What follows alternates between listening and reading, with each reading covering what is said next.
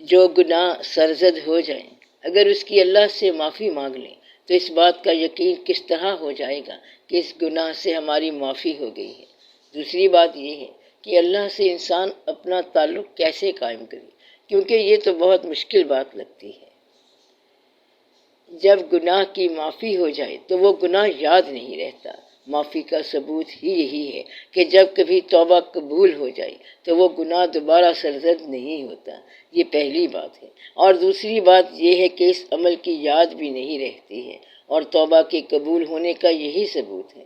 یعنی کہ عام طور پر وہ انسان جو توبہ نہیں کرتا، وہ ایک کیے ہوئے گناہ کو یاد کر کے خیال میں وہ گناہ جاری رکھتا ہے اور اس گناہ کا سلسلہ چلتا رہتا ہے۔ کیونکہ اس نے اس گناہ سے توبہ نہیں کی ہے تو یہ گناہ جاری رہتا ہے۔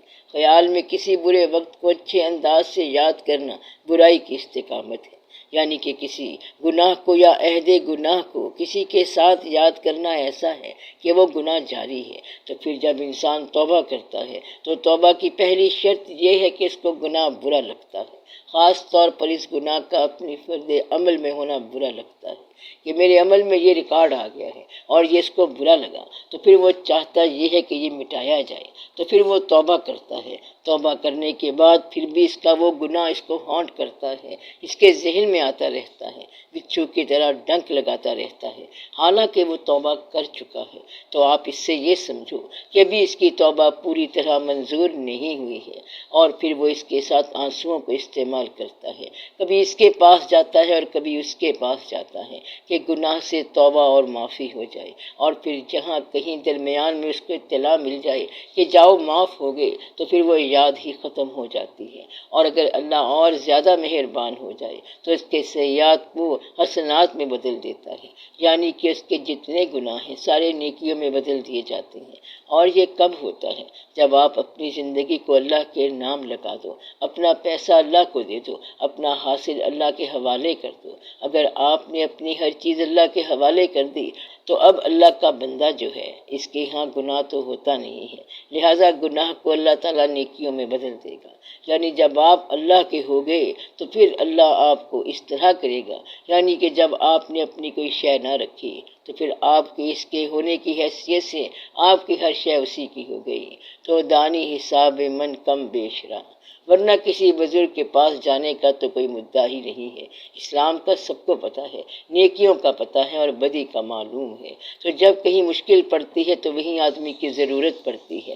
مشکل یہ نہیں پڑتی کہ نماز نہیں پڑھ سکتا، نماز تو سارے پڑھتے ہیں اور پڑھ سکتے ہیں اور پڑھی جا سکتی ہے۔ تو بزرگوں کی تلاش یا سلاسل کی تلاش یا اہل باطن کی تلاش اس لیے نہیں کہ عبادت مجھ سے نہیں ہو رہی ہے۔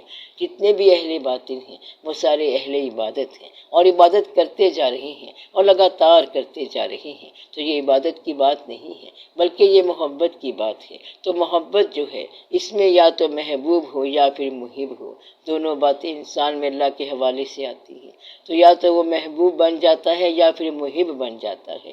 محب اور محبوب کے اندر کوئی ایسا نقطہ نہیں ہونا چاہیے جس سے وہ بے قرار یا مضطرب ہو سوائے محبت کی۔ اس لیے اس کے حالات کی کمی بیشی بھی حل کر دی جاتی ہے، یا تو اس کی غریبی میں لطف پیدا کر دیا جاتا ہے اور پھر وہ غریب رہ کے بھی لطف لیتا ہے، یا اس کے حالات بدل دیے جاتے ہیں اور اس طرح کا جو گناہ ہے وہ مٹا دیا جاتا ہے، یا پھر اس کے گناہ کی اصلیت بتا دی جاتی ہے کہ یہ کیا چیز ہے، تاکہ اس کی زندگی میں اطمینان ہو جو کہ اس راستے پر چلنے والوں کا حق ہے۔ اس لیے توبہ کا مطلب یہ ہے کہ مڑ جانا، وہاں سے راستہ بدل جانا۔ جب آپ نے وہ عمل دوبارہ نہیں کیا تو سمجھیں کہ وہاں توبہ ہو گئی، اور جب آپ نے توبہ کی ہے تو اس عمل کو کبھی دوبارہ نہیں کرنا چاہیے، یہ توبہ ہو گئی۔ پھر اس عمل کی یاد مٹ جائے تو پھر یہ اصل توبہ ہو گئی اور اس کا عمل جو ہے وہ نیکی میں بدل جائے گا۔ یہ سارے توبہ کے حصے ہیں۔ ایک شخص کہتا ہے کہ جی مجھ سے غلطی ہو گئی، محبوب ہے لیکن غلطی ہو گئی، تو وہ کہے گا کہ جا تیری یہ غلطی ہی ہمیشہ تیری خوبی گنی جائے گی۔ تو مقصد یہ ہے کہ معاف کرنے والے کے سامنے گناہ کی حیثیت ہی کوئی نہیں ہے۔ معاف کرنے والا جو ہے اس کے سامنے گناہ کی حیثیت کیا ہے؟ آپ اس کو یوں سمجھو کہ موچی کے سامنے جوتے کو ٹانکا لگانے کی کیا حیثیت ہے؟ اللہ کے سامنے مخلوق کی کیا حیثیت ہے؟ مخلوق بنانے والے کے سامنے کیا مشکل ہے اور وہ کیا نہیں بنا سکتا؟ اس لیے یہ آپ کی مشکلات ہے، اور وہاں اللہ کے ہاں کوئی مشکل نہیں ہے، وہاں کسی قسم کی مشکل نہیں ہے، چھوٹی مشکل بھی نہیں ہے اور بڑی مشکل بھی نہیں ہے۔ اب آپ یہ غور کرو کہ اللہ کریم کے سفر میں یا اس کی طرف خیال کرنے میں دو طرح کے لوگ ہیں، اور دونوں ہی صاحبان نصیب ہیں۔ ایک وہ جن کے ارادے پورے ہوتے جاتے ہیں اور وہ اللہ کا شکر ادا کرتے جاتے ہیں اور اللہ کے قریب ہوتے جاتے ہیں، اور دوسرے وہ ہیں جن کا کوئی ارادہ پورا نہیں ہوتا اور وہ بھی اللہ کے قریب ہو جاتے ہیں۔ تو مدعا یہ ہے کہ اللہ کا تقرب جو ہے یہ آپ کے نصیب کا حصہ ہے۔ ایسا آدمی بھی اللہ کے قریب ہوتا جاتا ہے جو یہ کہتا ہے کہ میں نے اپنے ارادوں کے ٹوٹنے سے اللہ کو پہچانا، اور ایسا انسان بھی ملے گا جو یہ کہتا ہے کہ میری ہر دعا مقبول ہوتی جا رہی ہے، میں کیوں نہ اس کا شکر ادا کروں۔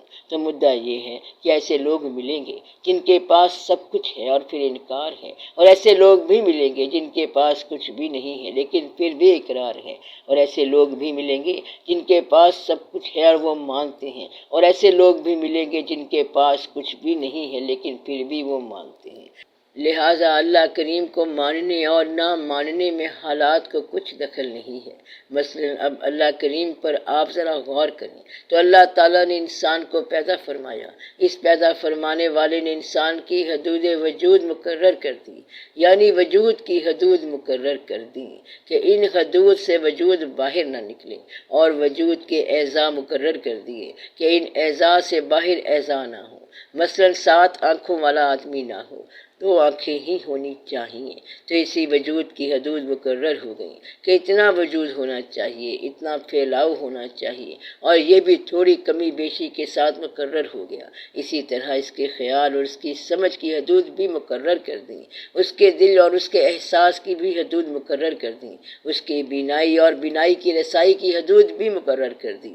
اور یہ جب ساری حدود مقرر ہو گئیں تو ان حدود کے اندر اس نے اپنی ذات کے بارے میں آپ کو سمجھانا ہے کہ میں کون ہوں، اور وہ خود اس سے باہر ہے۔ اللہ کا فرمان ہے کہ وہ اللہ خالق ہے، باری ہے، مصور ہے، سب بچے اسماء اس کے ہیں، اور زمین و آسمان میں جو کچھ بھی ہے اس کی تسبیح کرتا ہے، اور وہ عزیز اور حکمت والا ہے۔ تو آپ کو یہ بتایا جا رہا ہے کہ کیسی کیسی اللہ کی صفات ہیں، قدوس ہے، مالک ہے، اول ہے، آخر ہے، باری ہے، مصور ہے۔ مصور اتنا ہے کہ آپ کے ذہن سے ماورا ہے۔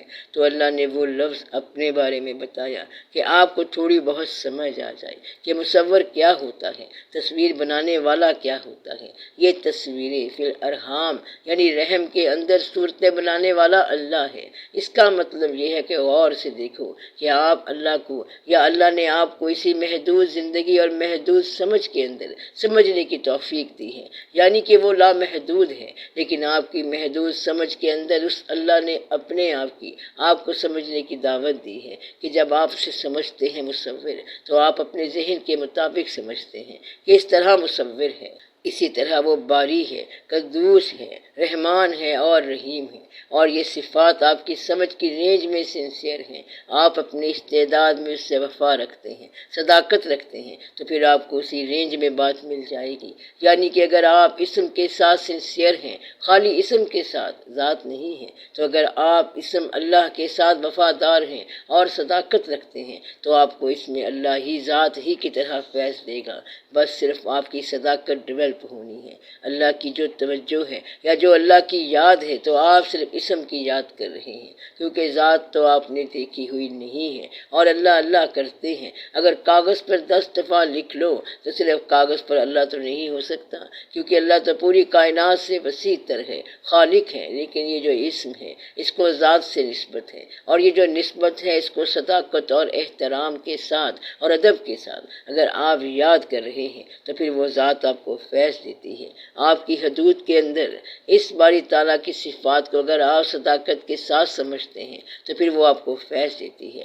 مثلا آپ یوں سمجھیں کہ اللہ کریم نے ارشاد فرمایا کہ تم نے دیکھا میں نے آسمان کیسے بلند کیا بغیر ستونوں کے، اور اس کو مزین کیا ستاروں سے، اور اس کے اندر کوئی کجی نظر آئی؟ نہیں، یہ مکمل ہے۔ پہاڑوں کو کیسے ہم نے میخوں کی طرح گاڑ دیا، زمین کو کیسے بچھونا بنایا، ہوائیں کیسی ہیں جو آہستہ چلتی اور کیسی ہیں جو تیز چلتی ہیں، اور تمہارے دلوں کے اندر اللہ کی یاد پیدا کرتی ہیں، کھڑ کھڑ کی آوازیں آتی ہیں اور ساں ساں کی آوازیں آتی ہیں، اور اس طرح آپ اللہ کو یاد کرتے ہیں۔ پھر اللہ فرماتا ہے کہ تم نے دریاؤں کی موجیں اور سمندر کے طوفان دیکھے، اور صحراؤں کی وسعتیں اور تنہائیاں تم نے دیکھی ہیں، پہاڑوں کی غاریں کبھی تم نے دیکھی ہیں، اور کس طرح ان کی ہیبت ہے اور کس طرح ان کا دبدبا ہے۔ اس طرح وہ ذات واحد اپنی نشانیاں بیان کرتی ہے۔ پھر فرمایا کہ تم نے دیکھا کس طرح ہم پانی کے قطرے سے انسان کو پیدا کرتے ہیں۔ اب آپ یہ بتائیں کہ کہاں ایک ذات انوار و تجلیات و کائنات وسیع، اور کہاں ایک پانی کے قطرے سے اس نے انسان بنایا۔ پھر فرمایا کہ کیا تمہیں پتہ ہے کہ پھر تم خون کا لوتھڑا تھے، تمہیں پتہ ہے کہ پھر تم کیا بن گئے، تمہیں پتہ ہے کہ اب تم کیا بن گئے ہو، تمہیں پتہ ہے کہ پھر تم کیا ہو جاؤ گے، اور آج کیا سے کون بن گئے ہو، اور کیا تمہیں پتہ ہے کہ تم کون ہو۔ اب یہ جو بیان کے اندر انتہا کی وسعت ہے، یہ بظاہر انتہا کی محدود سی بات ہے، اور ایک انسان کے لیے دونوں طرح سے اللہ کے ثبوت ہیں۔ اب آپ جہاں ٹھہرنا چاہو وہیں پر ثبوت ہے۔